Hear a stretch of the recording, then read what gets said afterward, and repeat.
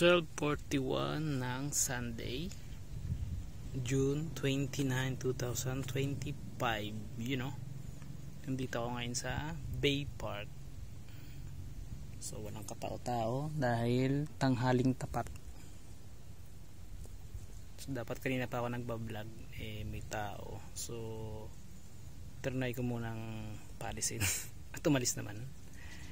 And nangyari ngayong hapon or ngayong araw, matid lang ako na service ng misa ng Church of Christ Port Watch, kasama si Ate Jo at si Pastor Adrian. Thank you so much sa assistance at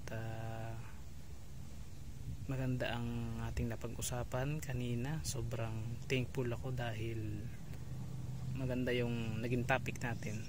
So dun pa lang po ay nagpapasalamat na ako na ito ay biyaya ng Diyos sa ating, dahil tayo ay nagkaroon ng pagkakataong magtagpo-tagpo sa inyong worship service. And then kanina nga pag balik namin tanghali, ako naman ay napuntang, after kong bumaba dito sa may fishing port,